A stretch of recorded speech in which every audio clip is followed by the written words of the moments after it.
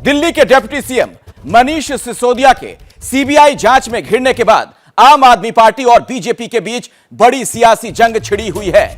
आम आदमी पार्टी ने इसे 2024 की चुनावी जंग करार दिया है, लेकिन इस पूरे झगड़े पर आम जनता क्या सोचती है, जो वोटर हैं वो इस पूरे खेल को किस तरह से देख रहे हैं, उसे हमने समझने का प्रयास किया है। यही जानने के लिए एबीपी न्यूज के लिए सी वोटर ने देश का मूड भांपने की कोशिश की है।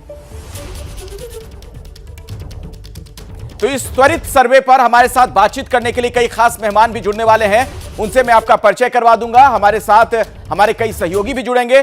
संजय सिंह हमारे साथ आम आदमी पार्टी के सांसद जुड़ रहे हैं, उनसे हमारी बातचीत होगी। सुधांशु त्रिवेदी जी भी हमारे साथ हैं, भारतीय जनता पार्टी के सांसद प्रवक्ता। यशवंत देशमुख हमारे साथ मौजूद हैं, फाउंडर एडिटर सी वोटर।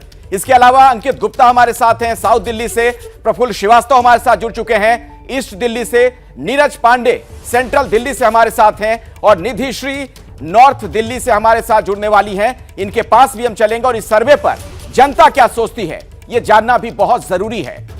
अब आपके सामने सी वोटर के सर्वे का पहला सवाल क्या है, जरा उस पर नजर डालिए, उसके बाद इस पर जनता की राय मैं आपको बताऊंगा। सवाल ये, क्या मनीष सिसोदिया को बीजेपी नेता के कथित कॉल का खुलासा करना चाहिए? और देखिए जवाब क्या आता है। हां कहने वाले लोग देखिए 70% लोग हैं जिनका हां में जवाब था, और नहीं कहने वाले 30% लोग यहां पर नजर आ रहे हैं। सवाल एक बार फिर से, मनीष सिसोदिया को बीजेपी नेता के कथित कॉल का खुलासा करना चाहिए? हां देखिए 70% लोग कह रहे हैं, जबकि 30% लोग हैं जो ना में जवाब देते हैं। इसी सर्वे से जुड़ा एक और सवाल, इसी सवाल पर हम आपको यह बताएंगे कि महिलाओं और पुरुषों की राय क्या थी। वो तो हमने एक औसत आपको दिखाया, लेकिन महिलाओं पुरुषों के लिहाज से बात की जाए तब आप देखिए क्या जवाब आता है। इसी सवाल के जवाब में पुरुषों की राय है 66% लोग हां में जवाब देते हैं, जबकि नहीं कहने वाले 34% लोग हैं। महिलाओं की बात की जाए तो महिलाओं में 74% महिलाएं हां में कह रही हैं, जवाब दे रही हैं, जबकि 26% महिलाएं नहीं कह रही हैं। यानी यहां पर महिलाएं ज्यादा संख्या में हैं जो चाहती हैं कि इस मामले में खुलासा करना चाहिए। मतलब बड़ी बात यही कि खुलासा करना चाहिए। इस सर्वे के मुताबिक जो संकेत है वो साफ तौर पर यह कहता है कि लोगों की यह उम्मीद है आम आदमी पार्टी से, मनीष सिसोदिया से, कि कॉल का खुलासा करें। सर्वे में खासतौर पर महिलाएं कह रही हैं, इसे समझिए आप, चूंकि शराब विवाद से जुड़ा पूरा मसला है, ऐसे में अगर महिलाओं की राय ज्यादा है तो आप उनकी जनभावना समझ सकते हैं। तो संजय जी, सबसे पहला सवाल तो मेरा आपसे ही है, इस पर जो सर्वे है वो साफ तौर पर इशारा कर रहा है कि आप लोगों को खुलासा करना चाहिए, तो पर्देदारी क्यों? तो मैं ये पूछना चाहता हूं कि जो शिंदे के साथ तोड़फोड़ किया था उस पर आप लोगों ने सर्वे कराया था कोई?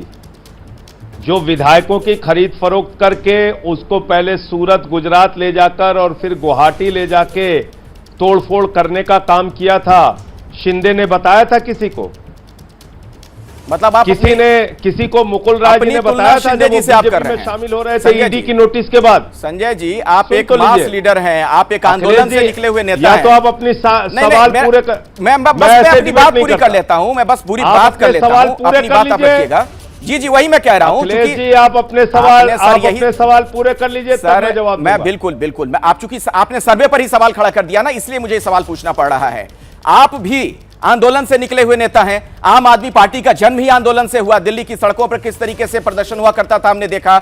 इसके अलावा अरविंद केजरीवाल किस तरीके से हर दूसरे दिन मीडिया के सामने आ जाते थे कागज लेकर, सबूत के साथ आरोप लगाने के लिए दूसरों पर। इसलिए यह सर्वे किया गया और इसलिए सवाल पूछा गया कि अगर इस तरीके के फोन कॉल्स आए हैं तो क्या इसका जवाब, इसका खुलासा करना चाहिए आम आदमी पार्टी को? जनता भी कह रही है खुलासा करना चाहिए। ज्यादा भाई तो अरविंद केजरीवाल पहले आ जाते थे, अब कहां भाग गए? मनीष सिसोदिया पहले आ जाते थे, अब कहां भाग गए? आम आदमी पार्टी पहले आ जाती थी, अब कहां भाग गए? आपके सामने तो बैठा हूं, नहीं खुलासा नहीं कर रहा हूं आपके सवालों का। पहले कौन सा खुलासा करना है बताइए आप? किसने फोन किया? खुलासा किया था आपने अच्छा। मुकुल राय का खुलासा किया था। हेमंत विश्व शर्मा पे इन लोगों ने घोटाला लगाया था, वाटर घोटाला, और बाद में उनको अपनी पार्टी में शामिल कर लिया। यह खुलासा किसी चैनल पे किया था।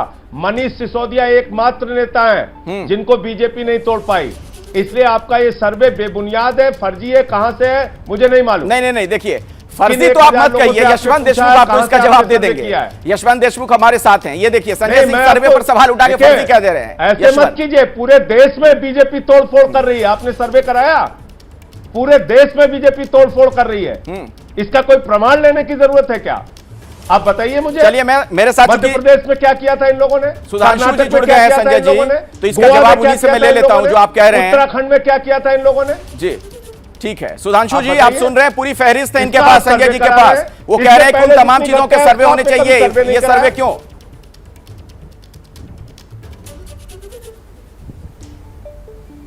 देखिए, मैं दोनों बातों पे बात कर रहा हूं। आज का विषय है आबकारी नीति और उनके द्वारा आरोप लगाए गए और उसका खुलासा। चलिए, आबकारी से डाइवर्ट करने के लिए आपने लोटस बोगस करके किया, उसका फोकस आपका क्या होना चाहिए था कि आप तथ्य सामने रखते। अगर नहीं था तो प्रेस कॉन्फ्रेंस करने की जरूरत नहीं थी। जहां तक इन्होंने आरोप लगाया कि भाजपा तोड़फोड़ कर रही है, तो संजय जी आप सीनियर पॉलिटिशियन है, मैं पूछना चाहता हूं कि जिन दलों में तोड़फोड़ हुई है, ये क्या भाजपा ही के आने पे हुई है? अरे जनता दल कब से टूटता रह रहा है। 70 में टूटी जनता पार्टी, उसके बाद वीपी सिंह के जमाने में टूटे, और उस जमाने में देवगौड़ा जी के जमाने में, चंद्रशेखर जी के जमाने में देवीलाल से अलग हुए, गुजराल से अलग हुए, वही सब तो पार्टियां हैं जो आपस में टूट रही थी। आप कांग्रेस का सोच लीजिए, 1885 से कोई 20 साल अगर नहीं गुजरे, 1885 से कोई 20 साल नहीं गुजरे जिसमें टूटी ना हो कांग्रेस। अब वो आपस में टूटते ही रहते हैं, टूटना फूटना सत्ता के बाहर, उनका नैसर्गिक चरित्र में पूरा इतिहास नहीं बताना चाहता। अरे रिसेंट हिस्ट्री में देख लीजिए, जगन मोहन रेड्डी टूट के गए, ममता बनर्जी कांग्रेस से टूट के गई, हम तोड़े थे क्या? शरद पवार टूटे, हम तोड़े थे क्या? एनडी तिवारी कांग्रेस, हम तोड़े थे क्या?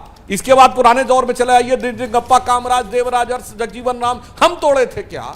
मान्यवर, सत्ता इनको जोड़े रखती है। जब सत्ता हटती है तो खुद ब खुद टूटने लगते हैं। तब भाजपा नहीं थी, मोदी जी अमित शाह जी का तो नाम ही नहीं था। तो इसलिए मैं कहना चाह रहा हूं, जो तोड़फोड़ होती है वो हम कुछ नहीं करते हैं, वो पार्टियां अपने अंतर विरोध में टूटती हैं। मगर आज विषय तोड़फोड़ नहीं था, आज विषय यह था कि आपने व्यवस्थित तोड़फोड़ का आरोप लगाया था। यदि ऐसा कोई तथ्य था तो तथ्य को सामने रखना चाहिए, परंतु यह वह पार्टी है जिसका चरित्र यह है कि अनेकों बार कागज यूं हवा में उछालने के बाद विगत 9 वर्षों में एक भी कागज यथार्थ के धरातल पे या न्यायालय तक ले जाके। संजय जी छोटे में जरा जल्दी जवाब दे दीजिए, फिर मैं सर्वे के अगले हिस्से की तरफ बढ़ूंगा। संजय सिंह जी, बहुत अफसोस हो रहा है आज सुधांशु जी की बात को सुन के, और अटल जी की आत्मा रो रही होगी। उत्तर प्रदेश में तोड़फोड़ के खिलाफ, रोमेश भंडारी के खिलाफ स्वर्गीय अटल जी ने आमरण अनशन किया था। आमरण अनशन राष्ट्रपति भवन के सामने आके बैठ गए थे उस तोड़फोड़ के खिलाफ। आप भूल गए सुधांशु जी, शंकर सिंह वाघेला विधायकों को अपनी फ्लाइट में भर के खुजराहो चले गए थे, आप लोग लड्डू बांट रहे थे तब। अब आप कह रहे हैं कि पहले भी ऐसा होता था, तब भी ऐसा होता था। जिन कामों के खिलाफ आप आमरण अनशन कर चुके हैं, आपके नेता आमरण अनशन कर चुके हैं, उन्हीं कामों को आप जस्टिफाई कर रहे हैं।